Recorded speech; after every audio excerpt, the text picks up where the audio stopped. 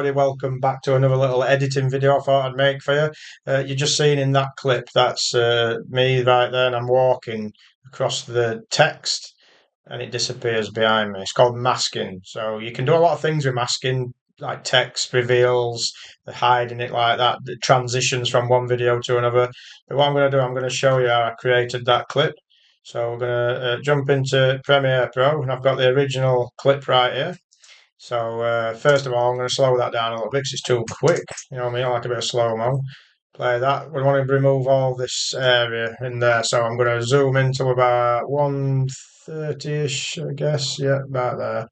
And then just bring that down a little touch. That's about perfect. So I've already got the text in what I've created and saved as a preset. So if I go up here, I've got this day 5 text. I'm just going to drag it onto the timeline. Leave it there. So I've already created that with a blur effect and everything. As you can see, it blurs in and out. And every time I create something like that, I just save it as a preset. Then I don't have to like create it again from scratch. So what we're going to do is look at that clip now, and it shows me, and I'm walking, and the text is just there over me like it should be. So we need to create a mask. So first of all, I'm going to drag me the timeline of the clip so I'm as close as the text as possible, about there.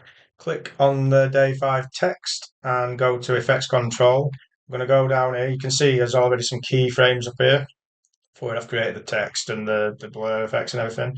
We're going to click on the pen tool right here on opacity. So we'll click on the pen tool, it's going to create a mask. And we're going to go onto the image itself up here. I'm just going to zoom in a bit. What we're going to, I need to manually draw a mask so around my body.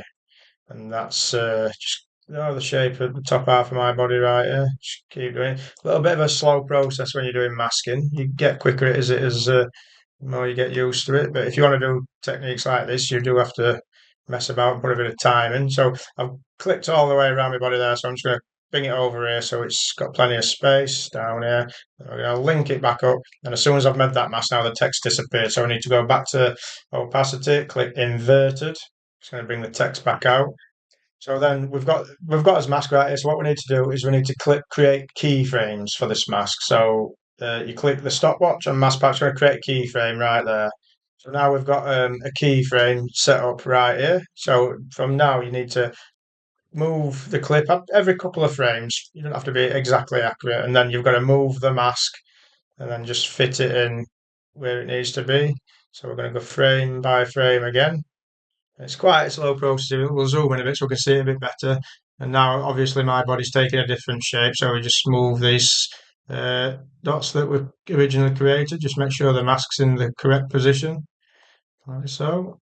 And then again, frame by frame. And this is quite a slow process, so I'm just gonna skip through this now, fast forward it for you, and I'll see you towards the back end.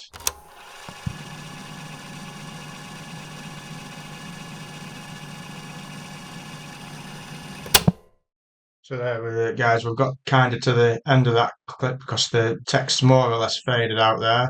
So we don't need to create too many keyframes if we don't need to.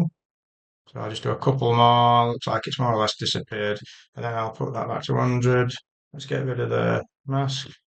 Replay that clip and let's see what it looks like. There you go. That's how you mask the text. If I put the mask back on the screen so you can see the path.